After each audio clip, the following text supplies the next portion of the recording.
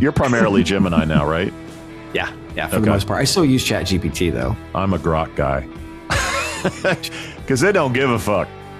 Like, I want financial advice, health advice, what to bet on Saturday. Like, Grok is there for me, baby. I don't even want to get into that. Oh my god. Oh, your ass is out the window, boys. Hide your kids. Lock the doors. You're listening to HR's most dangerous podcast. Chad Sowash and Joel Cheeseman are here to punch the recruiting industry right where it hurts. Complete with breaking news, brash opinion, and loads of snark. Buckle up, boys and girls. It's time for the Chad and Cheese Podcast.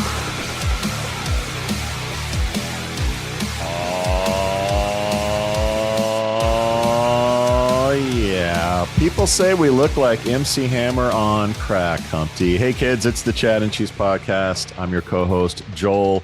Nostalgia is not a strategy, Cheeseman. This is just call me Euro Chad Sowash. And on this episode of HR's most dangerous podcast, Phenom goes shopping, OpenAI goes jobbing, and Jeff Taylor goes launching. Let's do this. At Shaker Recruitment Marketing, our comprehensive services include branding, talent attraction, MarTech, and analytics, empowering you to achieve your recruitment marketing goals. We believe in doing things the right way, delivering the right message through the right activation, achieving the right conversion.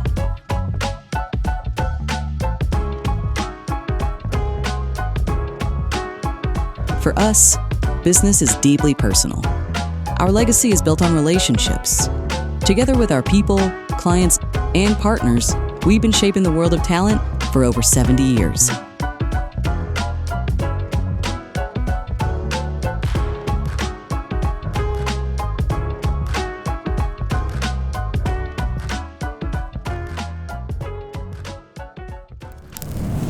Just hope it's not a premature launch. The girls, they hate that. They hate the premature launch. What I've heard. Not a problem I'm familiar with, Chad. Sounds like what I've heard. Sounds like you're speaking from experience. Just have to know, just in case. That's right. I can poke fun because you're Euro Chad now, and nothing phases you. You are bulletproof. Geopolitical issues don't phase you anymore. Like you're cool hand Luke now that you're Euro Chad, and I'm here for it. Portugal hasn't tried to colonize another country in a very long time. So it's been a while. We learned, our lesson. So we're just backed off and chilled. And you could argue we got America out of the last time that they did it. So we should probably stay away from future endeavors. How are you?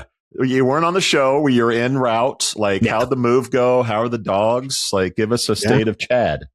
Let me tell you about last week. Jesus. So Julie flew to Europe on Tuesday. The dogs were out on Wednesday. I had dinner with friends that night. Closed the house on Thursday. Had dinner with you and the fam that night. That was wonderful. Yep. And was on a plane on Friday to Portugal. And the logistics-ridden anxiety leading up to that crazy week was literally unbearable for anybody who was around me, more than normal. And so apologies to anyone and everyone, even you, Mr. Cheeseman, who had to deal with me anytime before January 15th, because I was a fucking mess, guy. I was a mess. So your quote at dinner was, "I've never been so stressed out as I've been in this move, and I've been shot at before." So just to frame the stress that Chad was going under, bullets under fire, not as stressful as the week that he had. Yeah, and to be fair, in the comparison, I was 18 and dumb back then. Might react a little differently now. You're just 54 and dumb. Big difference. Yeah. Big difference. Yeah, we're all still 18-year-olds. So you might have missed it. So here's what happens. You leave the state and the college football team wins a national title, and Europe's at war with America. So I blame you for everything good going on and bad going on. But did you catch the game? Did you see the Hoosiers get it done? Did get to see the highlights. I mean, that's one of the things that was on here at like 0:30 in the morning, and that's fine. I'll catch the highlights, but woke up to a win, which I thought was going to happen in the first place. I mean, they had been playing lights out all year, and as a guy, an Ohio State fan who's married to a beautiful lady who went to IU. Yep. I've been taking it in the shorts ever since. Yeah. Yeah, and my wife works for the Indiana University ecosystem. So yeah, she was very excited. Someone else who does not like Ohio State. Yeah. Anyway, that's just silly to me. Real quick before I forget, though, last week you guys talked about Textio CEO Change, and I had 2 cents that I wanted to throw in because we called Textio toast when OpenAI entered the fray a couple years back, and now this just blew my mind. 2 Textio founders leave right before launching a brand new product, and then the CFO, a bean counter, is installed as the CEO, much like I felt like this is almost like a career builder move when they installed Jeff Furman, a facilities guy, and as Irina, a yes man. Before that, Irina was a bean counter too. Yeah, I mean, he was yes man and CEO, by the way. But this could be even worse for Textio than the dumpster fire we know as career builder, because the CFO, not that Jeff knew, but the CFO, as you had said, that doesn't scream innovation. It doesn't scream revenue or product growth. It screams tighten the belt and get the life preservers ready. So I thought that was interesting. I want to just call back to that, but I thought you nailed it. Putting a CFO in charge at this stage of a startup, man, that just sends off alarm bells. Yeah, we have some hidden footage from the meeting with investors that they had after the CEO change. So you get nothing. You lose.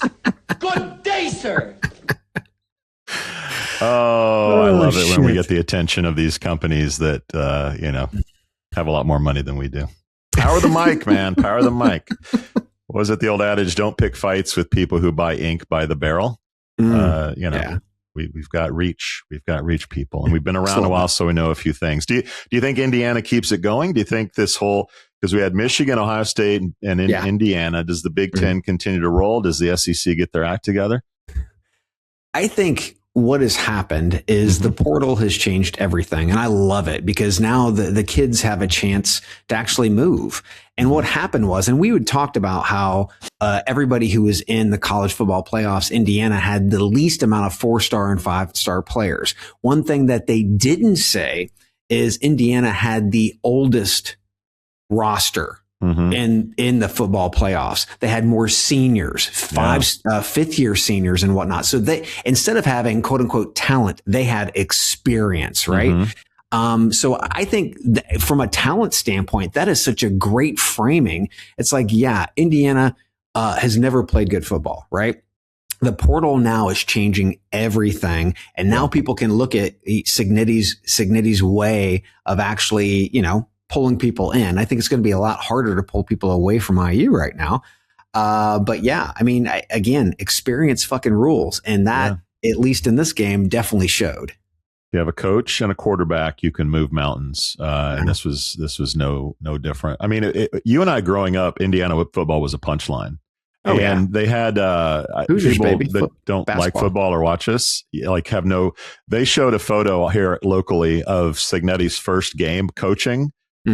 Typical sort of IU fan base playing, the old folks home from Louisiana, whatever, and nobody in the stands. And then you look at the national title game, which is in Miami, who they're playing, and they overrun the place with fans and red. So it was a cool moment. They had the fans literally drowning out the Miami offense in Miami. That to me just blew me away, because I thought when they played Oregon that, they definitely can have that happen, but there's no way they can do that in Miami because Miami's the home team. Nope. They fucking and Miami did it. is a long history, football program back to the 80s of success. Pretty amazing.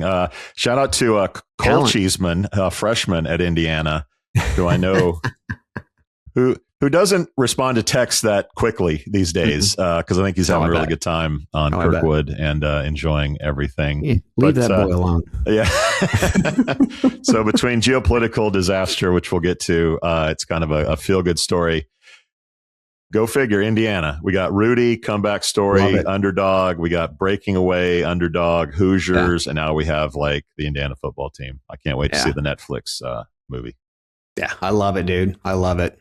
Yeah, good stuff. Good stuff. Here at the Chad G's podcast, one thing that we love is obviously you watching, but also like and subscribe. Is it time for shout out? It is, Steven. So keeping with that trend, my shout out goes to, and it's been a while, Chad. Oh my God, I love Chipotle. Chipotle is my life. All right, Chad, I'm not saying Chipotle is the reason that Indiana won a title, but I'm not saying that it wasn't either. So Coach Curt Cignetti, in an interview with the Wall Street Journal, pointed to the fact that he eats Chipotle every day when he's not on the road or whatever.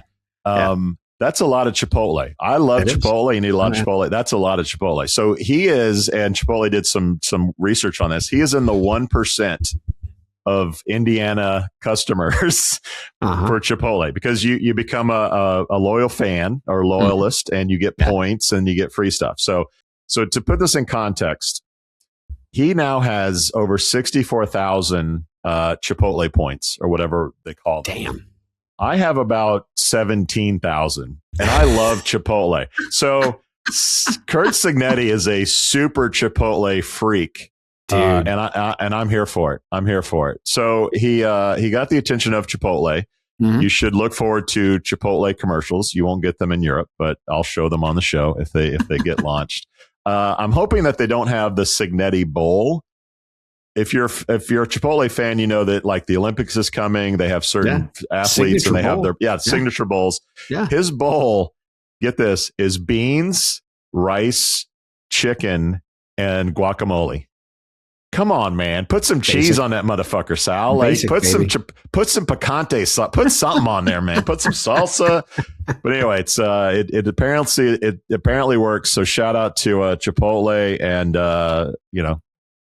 Curt Cignetti. Gotta love you. Amazing. Gotta love the Chipotle. Gotta love the Chipotle. Love it. Yeah. We have the meat. Well, as you talk about spicy, my shout out goes to, you won't see this coming, Canada. That's right. Shout out to Mark Carney up in the Great White North. We were doing our movie. That's right. Don't wreck our show, you hoser. So did you listen to Carney's speech at Davos this week? Dude, I'm married to a Canadian. I literally woke up because she's an early riser. I literally woke up to text saying that Canada dropped the mic on the world today, and that's what I was waking up. So yes, I've seen the Carney speech, and I have my 2 cents. But go ahead. Well, listener, if you haven't, go to YouTube, just search for Carney and Davos speech, okay? But why a shout out? Because he's saying out loud what everyone else is afraid to say, and it's fucking refreshing. Also, I want to make a point to add that to one of my 2026 predictions in our space around this. But before that, I want to go ahead and roll that beautiful bean footage. You got it. Argue the middle powers must act together, because if we're not at the table, we're on the menu. That's good. But I'd also say that great powers can afford for now to go it alone. They have the market size, the military capacity, and the leverage to dictate terms. Middle powers do not. But when we only negotiate bilaterally with a hegemon, we negotiate from weakness. We accept what's offered. We compete with each other to be the most accommodating. This is not sovereignty. It's the performance of sovereignty while accepting subordination. In a world of great power rivalry, the countries in between have a choice: compete with each other for favor, or to combine to create a third path with impact. So my favorite part, which you definitely keyed up on, is the middle powers must work together, because if they're not at the table, we're on the menu, right? Yeah. And my parallel to this is, go figure, has to do with an industry power hungry economic hegemony, which we know is Indeed. So I'm going to go ahead and here's a slight twist or addition to my 2026 prediction around agencies. Okay. What I see is that if mid-sized agencies don't work together to get a seat at the table, then they're already on Indeed's menu, as Indeed demands agencies not to speak with each other and share details of their contract negotiations, keeping them off balance and alone. These competitors who normally don't look to one another for strength, they have to. It's imperative. They have to look to one another for strength. So adding into my 2026 prediction for 2 weeks ago, I missed one possible path for agencies beyond acquisition and closures. So I'm adding recruitment ad agencies merging into the fray. Because if many of these agencies try to go it alone, they're definitely going to be eaten alive. Well said. Well Thank said, you. Chad Sowash. Thanks, Mark Carney. He made me think of it. I'm thinking, Yeah, wait a minute. this was, there aren't a lot of statesmen around anymore. Yeah. Trump is not, Trump does not invoke the powers of Abe Lincoln by any means, or any other oratorical Or like the Three president. Stooges. He's not Winston Churchill. Like throughout history, we're not at a time of mental giants running things. And it's really refreshing that Mark Carney comes up and delivers really a nice punch to the gut. He didn't mention Trump by name, but everyone sort of knew who he was referring to. May you live in interesting times. I was worried that we'd go live without hearing Trump's speech, which we're recording this on Wednesday. He went this morning. The good news is he mentioned we're not going to invade Greenland. He turned the temperature down a little bit. The markets are okay. The world didn't go on fire today, and I was afraid that we'd miss a moment to talk about that. But yeah, we live in very interesting times. Very interesting. After the market dump yesterday, he did not want that to happen again. Well, 1 to 2% is a dump. I don't know. That's debatable. If it was 10 to 20, I'd say that was a real shit. How many billion were lost? Well, enough to buy Greenland, apparently. There was news that the market lost enough to buy Greenland, if that was the case. So anyway, yeah. Ouch. Anyway, let's get to some free stuff, shall we? I like free stuff. You don't have to buy stuff on Chad and Cheese. You get free stuff. Mm-hmm. Hi, everybody. It's me, Stephen McGrath, and I'm here to tell you all about how you can grab some free stuff from chatgpt.com. Now, you might be wondering why I'm sitting here topless, and the answer is really simple. Because I've not grabbed my free t-shirt from Aaron app at chatgpt.com yet. Let me fix that. Why does he blend in with his background? Right, that's better. I mentioned the background last week. I'm sporting a slightly vintage model here, but of course there are new and updated designs every year. And those are super soft, breathable, and some might even say huggable. Now, what else can you get? Of course, you can get some craft beer. It's not just any regular rubbish beer. That's craft beer, brought to you by the data geeks at Aspen Tech Labs. And if you're not into beer too much, then 2 seconds, I'm just going to get that. Then, of course, you can always go for chicken cock, baby. 2 bottles of chicken cock from the good old people at Van Hack. Now, you're not going to get any of this stuff unless you go to chadcheese.com/free and try and get yours today. Free stuff, baby. Free stuff. Speaking of geopolitics, Stephen and I message each other quite a bit, and he asks sort of America's take on this, or sort of what's your objective? And he says that Europe is basically calling Trump Hitler, and that this is 1938. So anyway, for whatever that's worth, we have a dialogue about that. Anyway, it's wonderful that the world can communicate in certain ways. But yes, his background is sort of Art Deco Scottish style. I don't know what to make of the. But it's the same color as like his complexion. I mean, it's almost like Stephen camouflage to some extent. It's like he walked into an IKEA and said, "Can you match this?" and showed him himself, and they delivered. And they delivered big time. You know who else delivers? Who? Shaker Recruitment Marketing. That's right. Our travel sponsor delivers. And if you're looking... Events! Where are we going, boys? If you're looking for a well-diversified and experienced recruitment marketing ad agency that goes beyond branding, talent attraction, MarTech, and insights, then take a short trip over to our friends at shaker.com. Literally, got one thing that's going on, at least from a travel standpoint thus far. I feel like we're going to have a busy travel season. I am headed to Mallorca for Smart Recruiters event in about a week or so. So pretty excited about that. Excited to see the gang, Smart Recruiters, definitely to see how everything is coming together with the behemoth we know as SAP. For sure. Curious. I know you talked to Jamie at RecFest quite a bit. Is there any concern like the Americans aren't coming this year, or we're concerned about Americans, companies and people, or them coming? Like, is there any sort of concern at this moment that people won't come from the States? No, I literally talked to him earlier today, and it sounded like, I mean, they were already rolling gangbusters for the UK event. Awesome. Obviously, the Nashville event is further into the year, but yeah, this sounds like the UK event is hopping, and that's great and news. Also the RL events too. That's great news from many perspectives. Many perspectives. So ready for topics? Let's do it. Is Eurochad ready for topics? Let's do it. Topics! Well, Chad, OpenAI has been busy this week. Here's just a taste of what they've done. They've confirmed plans to test advertising. They're hiring a new head of preparedness with a base compensation at around $500,000 plus equity. And they're reportedly testing a new jobs feature within ChatGPT that helps users with their career development that could offer training, upskilling, and facilitate career changes. Adds Zuckerberg-like salaries and getting into jobs.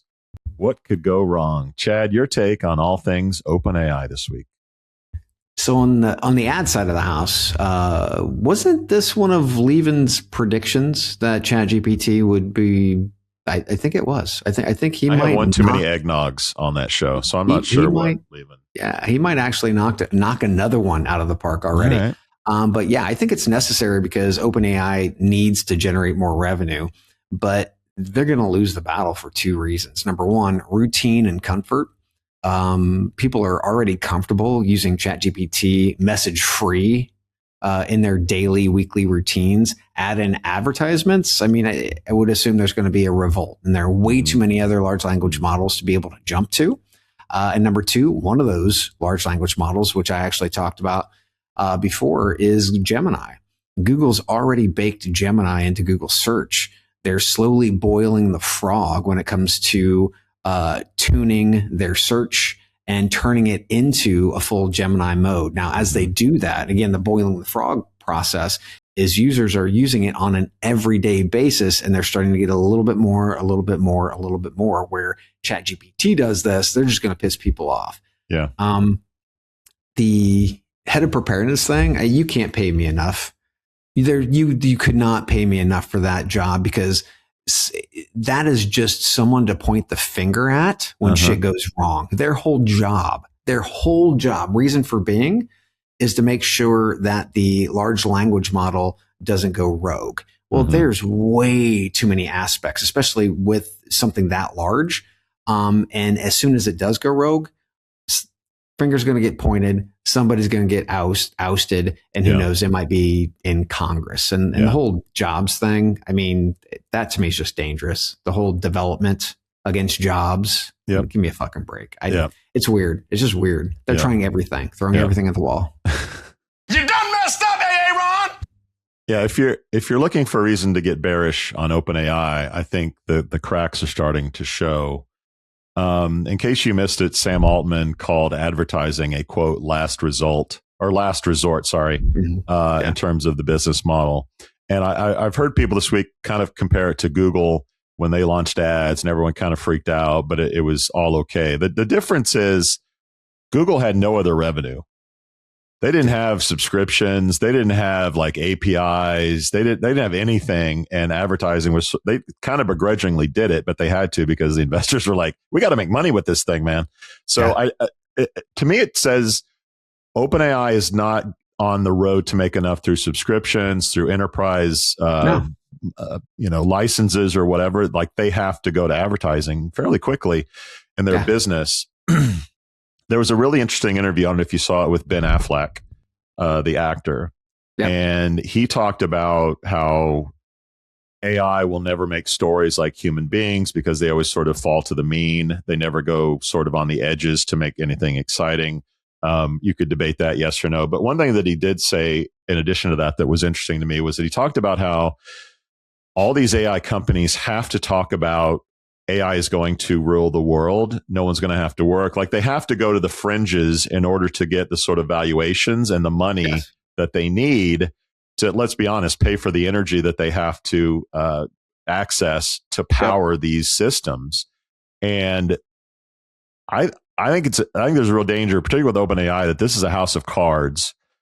They're promising the moon. Investors are getting antsy. Apparently, they have to pay these kinds of salaries to get people to come. There was a day where OpenAI was cool, and I was willing to go there probably for a lot less because it was the next thing. Right. And you've got NVIDIA selling them chips that they're lending money for. Like it's sort of this weird shell game. Like I really worry that OpenAI is a house of cards that could fall at any time. So I'm watching that really carefully. I think Gemini is probably in the catbird seat in terms of AI. And I think they're just kind of waiting it out to see what happens. I kind of commented on the salary thing, but there was a day that they didn't have to do that. They have, like when we said Facebook has to pay somebody, $100 million or whatever, they had to, because nobody wanted to go to Facebook. If people aren't wanting to go to OpenAI now, that's a real problem.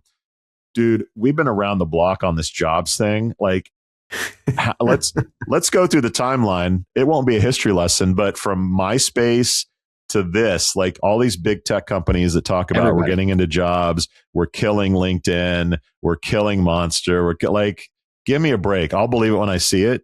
But there's nothing here that would make me say like, oh my God, OpenAI, ChatGPT are going to like rewrite the rules of job search. I don't see it. If they're talking about ads and jobs, they have bigger problems than kicking out LinkedIn and Indeed in the space, as far as I'm concerned. Oh yeah. And they don't have they do have companies like Microsoft that are there that have given them money. I mean, they've taken over $60 billion, for goodness sakes, but Google already has proven revenue streams. They're sustainable. Facebook, sustainable. Amazon, sustainable with Claude. I mean, that's the hard part. You have to take a look at sustainability, and the only way that they can sustain, much like you'd said, with the rising costs, to be able to get to the next ChatGPT level is to spend a shit ton of cash. Yeah. The only thing that turns us around to me is if Johnny Ive, the creative genius around the iPhone and so many Apple products, he's owned by OpenAI. If they launch some sort of consumer device that just blows everybody away, then I might change my mind. But I'm not betting on that either. Yeah, we thought Facebook would do that too. We thought are you still you're primarily Gemini now, right? Yeah, for the most part. I still use ChatGPT though. Yeah, I'm a Grok guy because they don't give a fuck. Like, I want financial advice, health advice, what to bet on Saturday. Like Grok is there for me, baby. I don't even want to get into that. Oh my God. Doesn't anyone notice this? I feel like I'm taking crazy pills. I feel dirty for you just saying that. All right, acquisitions. Here we go. Yes. Seattle area startup included AI, focused on DEI, data analytics, and employee engagement, was acquired by Phenom. A company that you and I know pretty well, and most of our listeners will also, but they are a global sort of HR company. The acquisition will integrate included technology into Phenom's applied AI platform, enhancing people analytics capabilities. Terms were not disclosed, but included had raised $7.3 million. A majority of their 15 employees will apparently join Phenom. Chad, your take on the Phenom acquisition of Included? I'm going to go back to my second 2026 prediction that ISIM should acquire Vonk or Veritone Hire, not just because of that sweet $16 billion of recruitment marketing dollar, but also because of the agent and AI side of the house. Phenom got the message partially. I see companies like Phenom doubling down on AI after years of saying we're an AI shop. They buy more. Why? Because as we've seen over the years, a company like an iCIMS or a Phenom will have AI as a feature, not as the backbone to their platform. Plus, that AI probably isn't built on newer infrastructure using newer models, so it's going to fall behind much faster. In the press release, it starts out with, quote, Acquisition solves complex enterprise data challenges, empowering all organizations to advance workforce planning, end quote. What that means to me is they didn't have the capability to stay in the AI and agentic arms race. Smart Recruiters was more blatant and said, hey, we're scrapping the old stuff and we're building from the ground up with AI and agentic. That's totally paraphrasing there. Yeah. Then Paradox was always an AI house. They were always recalibrating, building for tomorrow, including agentic. And now Phenom is trying to send the same signal to the market because, remember, they want acquired too. Yeah. Paradox acquired, Smart Recruiters acquired, right? It's a smart move that all players that are even close to approaching agentic AI should consider. You can either partner or acquire. The build part of that equation is totally out the window now because these models are maturing so quickly. And once you start building, you're already behind. So good on Phenom. I mean, I think it was a smart move. You're not going to fall for the banana in the tailpipe? If you haven't checked out the stock prices of Workday, Salesforce, ServiceNow, and others, you should. Yeah. It's ugly. It's very ugly. The market with public companies like that, and these are companies with a lot of money, a lot of really smart people, a lot of brand awareness. Like they're hurting. How do you think Phenom is doing? We don't know because they're not a public company. But if you look at what Workday and Salesforce are struggling with, it's that AI is going to take their business, that their seats and their amount of users, and like people are going to build this in house, and like their business is going to be challenged. So if you're looking for a reason to be bearish on OpenAI, to me, this is a reason to be bearish on Phenom. And I think about the companies that were born pre ChatGPT and the ones that we're seeing now that are post ChatGPT. If you're Phenom, if you're Eightfold, if you're any of sort of the companies that launched before the AI that we know today, I don't know that you're prepared to compete in the new world of AI. I don't think it's an accident that Paradox sold when it did. I think they saw the writing on the wall that, look, we had great shit in 2016. It's almost 2026. Like we may not be able to compete with what's coming. We should sell now. And I think if Eightfold and Phenom could have sold last year, they would have. They didn't get it. They, the musical chairs ran out on them, and now they're sort of saddled with, okay, now make a go of it. And if I'm Phenom, it's like, shit, how do we add things to the menu? How do we add, extra guac or queso to the menu that maybe makes people come in or spend more money? And they came across Included. Now, Included launched during the whole BLM, Me Too, DEI thing. Great at the time. That idea has sort of floated away. And this company 2 years ago had 21 employees. Today they have about 10 employees. That doesn't really scream successful, hugely awesome company, right? It screams to me TJ Maxx clearance rack socks for 99 cents. So I think if I'm Phenom, I probably got a good deal. I probably got some good talent. I probably got some new customers. I probably got a little bit of more runway to do things. But I don't look at this as like, great job, Phenom. You're kicking ass. Like, this is amazing. I view this as more of a spaghetti at the wall, Hail Mary category. So I would say they're definitely not kicking ass. Let's say that, but they need an optics transformation. Them and Eightfold, which I'm glad you brought up. I think they have been, much like most of the AI players that are out there, they have overpromised and underdelivered over the years, right? That's been a problem. And I think this gives them an opportunity literally to reset and start to thinking of underpromising and over-delivering. If they can get there, good on them. It's not going to be an easy road. That's for damn sure. And you're right. If they could have sold by now, they sure the hell would have. But again, this can be, who knows, a recalibration of sorts. And maybe Included, maybe they dropped staff because their AI so goddamn good. They just didn't need those people. I'm sure that's what they said in the negotiations. I'm sure that's what they said. when they were talking price. I mean, look, I like the guys at Phenom. I've known them since they were iMomentous doing mobile sites for Career Builder. So they can pivot, they can evolve, they can, do changes. And maybe there's something here that I don't see, but I just think there are a lot of companies in 2019 that had AI on their booth at HR Tech and are going, oh shit, we don't really have AI like what AI is today, and they're struggling to be relevant. Unlike us, Chad, who just have microphones from 2016 still that work just fine, apparently. It's a tank. And can publish this stuff. Guys, we're going to take a quick break. If you're not following us on your podcast platform of choice or even YouTube, come on, please give us a follow, give us a like, share the joy with others if you want. Done. I think we'll cover speed and hiring. Did somebody say speed? Then buckle up, boys. You're about to learn how to hire fast. Who is that? Vetty Betty. From Vetty, the hiring acceleration platform. Come on, man, keep up. What's up, Betty? Hey, Chad. Vetty makes high compliance hiring easy. Background checks, licensing verifications, and health screenings, all in one place.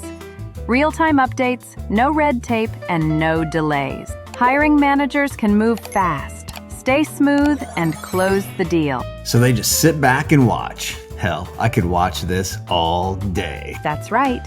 Relax, enjoy the view, and don't lose the hire. It's that simple. With Vetty, it's all taken care of before they can even catch their breath. Best lesson ever. Class dismissed, boys. Vetty. Hiring as it should be. Visit vetty.co to learn more.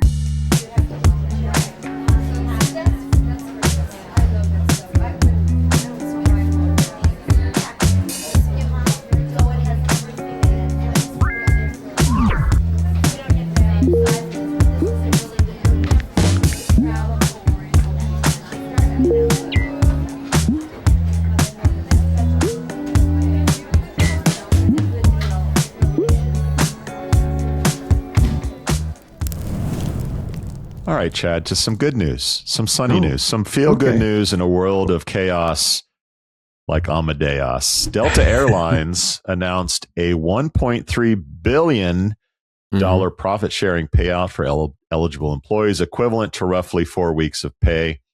This payout, based on 2025 profits, represents an 8.9% bonus on annual earnings and is part of Delta's long-standing profit-sharing program.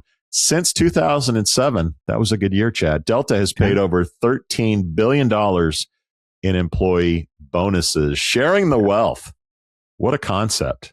Chad, what are your thoughts on Delta? Yeah, remember 2008 was not a good year. So I love profit sharing. It helps companies see employees as shareholders. And when those shareholders want a bigger bonus, they provide and they demand better services of themselves and others, right? But plus, the diversification in Delta's business is incredibly smart. Their premium traveler revenue grew 9%. American Express revenue reached over $8 billion in 2025. It was an 11% increase. Maintenance, repair, overhaul saw a massive 25% revenue jump, and cargo revenue also went up 9%. Great diversification efforts. I fucking love that. Here's the part that hurts. Okay. You're going to have to bring us out of this hole after this one, Cheeseman. Here's the part that hurts, because it's all great in this moment. Remember 2007? Okay, well, I feel like 2008 is coming because it's not sustainable in a K-shaped economy. Yes, main cabin ticket revenue only fell 7%, but airfare is 28.5% higher than it was in 2019. That's a lot of fucking money. So what happens when the masses, being the low part of the K, what happens when they fall deeper into debt? Wages barely keep up with inflation. They won't fly. Why? Because they can't fucking afford to. Less travelers mean less flights. Less flights mean less maintenance, repair, overhaul, service. That's right. There goes that 25%. Less wages means buying less stuff, which means a lessened need for cargo services. The diversification looks great. until you understand it's unsustainable if we don't pay people more money to spend on buying flights and stuff. And when all that happens, less flights also means less jobs. So to me, this is 2007. You said it perfectly. It's a sugar high at best. I see a big reckoning coming if we don't rectify the pay and the wages out there. That escalated quickly. Yeah, sorry about that. So you're right. We hear about the K-shaped economy. The haves have more and are getting more, and the have-nots, well, good luck. Deeper, basically, is the message. Now, Delta is a recipient of that economy. I don't think it's their fault. You know, you can't tell Rolex to make a cheaper watch so people can tell time. That's the market that they're in, and that's where they're going. In their latest quarterly earnings, they admitted that they make more on the seats at the front of the plane than the seats in the back. Yeah. I mean, how long before we have like a full first class and business class and comfort plus plane? I mean, I think it's coming. Where we're like, it's like you don't want to pay. Like we got Frontier, we got Spirit, we got we got other airlines that you can Joey Bag of Donuts Air that you can use. I don't think that's Delta's fault. They've carved out a niche with the high end flyer. And they're reaping the benefits, and it's a circular it's a circular model where if we're making more money on the high end, we're employing better people, we're retaining those people, and the people who fly get better treatment because we're treating our employees better, and around we go, and everyone profits from that. So the feel good story here is like Delta has a fantastic business, and you and I fly them religiously. My wife prays at the altar of Delta whenever she flies and loves it. I used to be like a price guy, but now I'm like, yes, honey, I'll do Delta because she gets the points and shit. So like we're bought in. And I think that's definitely great for them. Now, your forebodance on the greater economy and where things are going, I think you're spot on. We are at greater disparity as a country and as probably a global system as we've ever been, and that does not bode well for anybody. That's when pitchforks and fires get started, and I don't think it's going to impact global travel. I don't think rich people are going to stop going to London, Paris, and Singapore. So I think it's not. But I think a lot of poor people will say, like, you know what, let's just drive to Florida. Yeah. So does that impact? Well, I think it's also the middle group, right? So, I mean, you and I are not rich, right? But we do fly first class. We do. But we feel rich flying Delta. Delta One. Oh yeah. Delta One. But if those prices keep creeping up, I'm not going to be able to fly. That just means I'm going to fly less, right? So, sometimes I fly because I want to, because I'm getting ready to travel. Maybe I'm going to fly on EasyJet instead, right? I mean, it's just, I don't know. But what it comes down to is, as the rich get richer and the bottom half just become poorer, even those in the middle section aren't going to be able to afford shit. Moving on to our next story, hoping to dig out of this nightmare. Sorry, my bad. Meta. How about that? Let's talk Zuckerberg. The metaverse was fun while it lasted, wasn't it? The Verge is reporting Meta is discontinuing its metaverse for work, Horizon Workrooms, which I don't even remember launching. It didn't make much of a noise. As a standalone app, they'll stop selling headsets and software for businesses. This decision follows recent layoffs in Meta's Reality Labs division, which built the metaverse Oculus system, and a shift in focus away from VR. Well, Chad, looks like it's time to put your Oculus on eBay for sale. What are your thoughts on the apparent death of VR? Well, they should have called this project or product Operation Incel. And I think Professor Scott Galloway says it best. And once again, I'll paraphrase. Nobody wants to fuck someone with this stupid shit on their face. But seriously, look at Mark Zuckerberg. If the dude wasn't a billionaire, if things didn't land well with Facebook, he might be living in his mom's basement instead of a bunker. I do appreciate the attempt. Moreover, the retreat after seeing that the metaverse as a whole was an anchor weighing down their focus and resources. The big question for me is, would this have worked if they would not have used those ugly ass headsets and they would have went with a cool pair of Ray-Bans? I don't know, but I think this big ugly thing on your face, it's not good for attractability, I guess. Yeah. 60% of the time, it works every time. All right, give me some runway on this one. So 2 parts real quick. The business side, pretty straightforward to me. I will never shit on a company that takes a big swing. Oh. There are way too many companies that don't risk it, that don't put their money where their mouth is, that just play it safe. So I will never, whether it's Indeed, I applauded them when they went through this whole iteration of what they are now. And I'm not going to shit on Meta and Facebook for what they did. They took a big swing and they obviously missed. They're taking their ball on that and going home. I'm fine with that. I know people lose jobs. I know that Mark is paid too much, and that argument is fine, but I will never shit on a company for taking a big swing. Now to my next point, and as the lone co-host on the show that actually wears glasses, I feel like I have something to say about the smart glasses. Yeah. I think Mark Zuckerberg wakes up every day and says, how is Apple and Google going to fuck me today? Or how can I fuck Google and Apple today? Right. I think he rues the day that they own the phone, that Facebook tried a phone, it failed. Yep. I think he hates that. I think that he wants to own some platform that he can own. And if launching the Oculus Metaverse project has resulted in the smart wearables or the smart glasses, then I think it was probably worth it. Look, sometimes you have to swing for the fences to get a double, to learn that that's okay. There are a billion people on Earth that have glasses. There are more than that wear sunglasses. If this becomes a fraction of that, it's going to be successful. We know from data that they are selling out of these things.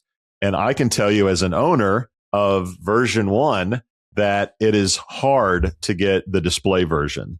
The display version is, to me, the next iteration where you have augmented shit. It's on your glasses. You can map stuff and translate stuff on the fly. As I'm getting old and deafer, I go to these conferences. I can't hear people. If I can see what they're saying on my glasses, like that's a game changer for me in conferences. You can control it with your hand. So I think there's a real opportunity that could be the future. And look, wearing glasses sucks. I would much rather get out of bed, go on about my day, and not worry about it. But if you're going to tell me that, okay, you people who wear glasses, now you know what? You're going to be able to listen to music. You're going to be able to take like a real quick photo of your kid that's playing soccer. You're going to be able to translate something in Europe that you don't know what it says directly through your glasses. You're going to have like a little meta agent with you all the time. That's exciting. I know that the non-glass wearers in the world are like, this is creepy. You're watching me. Like, I'm here to tell you that's not happening. I'm not creeping on people with my metas. I'm probably listening to radio. I'm listening to Radiohead. Like, it's okay. All right. So I think as somebody who wears glasses, like, I think this is really cool. I don't know if it's the future, but I know it's going to be part of my interaction with technology going forward. I got my eye appointment next month. If I can't get the displays, I'm going to get the version 2, which has a longer battery life and more bells and whistles. But I can't wait to get the augmented glasses where I can see shit. If we're on stage doing an interview and I can have my notes in front of me and no one sees that, like, again, that's a game changer for what I do for a living. So metaverse is dead. I don't know if it's totally dead. I think there is some usage cases with surgery or porn or other things. But yes, as a big business, it's not going to happen. But I'm not going to shit on him for taking a big swing. And if that big swing means that I can have smart glasses and that's a thing of the future, like I'm cool with it. Yeah, it could be just the iteration from these big ugly things that are on your face, this big capsule that's on your fucking face, to a nice pair of Ray-Bans. For sure. And it's the other side is the Google glasses are awful. Yeah. The whole like little block thing on your, like that wasn't going to happen. Like give Meta some credit that they partnered with Ray-Ban. they made something that is visually acceptable. Yeah. And that it's great. I'm here for it. Google's going to have them coming out too. So I'm glad. I guarantee you, yes. Apple will. I mean, this will be a thing, but they're going to have to look sexy because you don't want something on your face that makes you look like a fucking turd. I mean, you just don't. And, sure. And those in the augmented reality versions that they had originally, they just were ugly as hell. They were ugly as hell. Yeah. I mean, look, a lot of times you swing for the fences and go, you know what, that concept, it was cool looking maybe, but it didn't work out. Like, let's pull it back and be more. But I agree with you. Apple's going to have them. Google's going to have them. I think somebody's going to buy Warby Parker and just like integrate it into like that whole purchase system. But it's definitely going to be a thing. Well, you talk about swinging for the fences. We've got something to talk about after this break. We do. And by the way, guys, if you haven't left us a review, God damn it, tell us what you think of the show, good or bad. We love to hear from you, and we'll be right back. So you posted a new job ad. Now you can sit back and wait for the application to roll in, right? That's why we built JobPixel. Imagine showing candidates why your company is great with real people, real stories, and real culture. With JobPixel, it's not just another job ad. It's an invitation to something much bigger. Video gives you a 3 times better response rate. So instead of chasing after candidates, they'll be coming to you. And with a 34% boost in conversions, candidates aren't just looking, they're applying. And if you're worried about people clicking away, don't be. Our videos reduce bounce rates by 25%. That means they're watching, they're engaged, and they're interested. 282% more engagement? Yeah, you're gonna need a bigger inbox. Finding the right candidate is tough, but with JobPixel, it doesn't have to be. Show your company's authentic story, and the candidates will follow. Let's make recruiting fun again, because honestly, it could use some help. Do you want to see how JobPixel can save you time and money while achieving your KPIs? Schedule a demo today.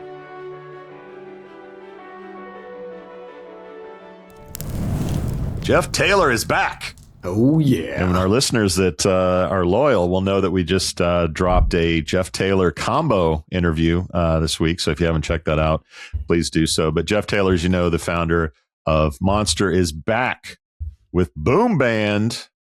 It's a job matching site from the Monster founder. It's now live in Boston with a gradual rollout across the U.S. Job seekers must request access to create profiles called dossiers and begin their job search. Sharon Hill of AIM Group said the concept is intriguing, but the limited access may impact its marketing momentum. Chad, are you ready to rock out to this new band, or is it destined for the resale bin at your local Tower Records?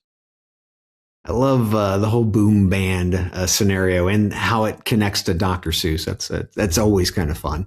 But knowing Jeff for as long as I have back in the Monster days, I think it's time for a history lesson. I think it's time for a history lesson. Time for a history lesson. Now, we all have to remember that Jeff is aggressive. He's one of the pioneers of bringing jobs to the World Wide Web. Yes, kids, that's what we used to call the internet. And also that's what the www preceding the URL actually stands for, just in case, World Wide Web.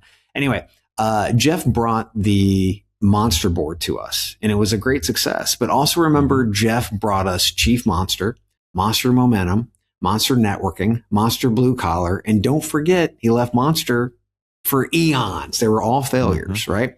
But there were only failures because Jeff was way too damn early. Monster Networking preceded LinkedIn too early. Monster Momentum was an ASP version of an applicant tracking system.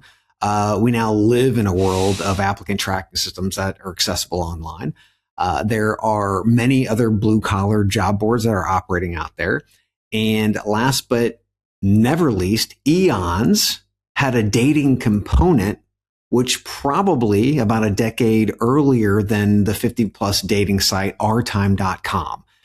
So Jeff has always been early. My biggest question is, and always, is he too early this time, or is he too late? And I hope he's right on time, but he's going to need tons of advisors that have fresh eyes, that are not yes people, And that's going to be hard for Jeff because he's a big personality and people like saying yes around Jeff because the market is moving so quickly. He's going to need frank feedback and bold moves. I say good luck, but he might be too late. He might be too early. I'm not sure if it's right on time.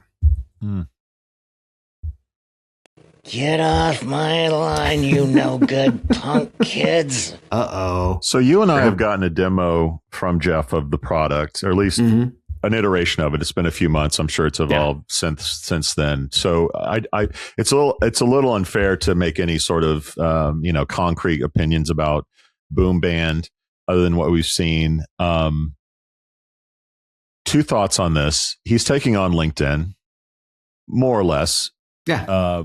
And that's a really high mountain to climb. A lot of LinkedIn killers have come and gone.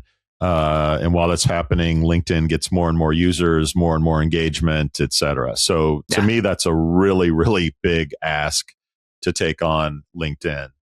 The other thing that I think about when I watch him and I watch this process, it feels like someone who was successful in 1999 launching a product in 2026. Ouch. In other words, he's dropping billboards. He's doing sort of an invite only. Like that was cool back in the day when like, hey, if you want Gmail, put in your code or like there used to be a thing where to get in the club, you had to have access and you had to ask to get in. Yep. Those days seem gone. Like if you don't drop something for the globe or at least the country that you're in, it feels antiquated to me. Like, why can't I get in again? I don't understand what's going on. It feels almost like Groupon. Like we're launching in Boston this week and next month we're going to be in Philly. Like it just seems a little stale to me. Again, I haven't really put the site through the rigor. I like Jeff a lot. It's really hard to strike lightning twice.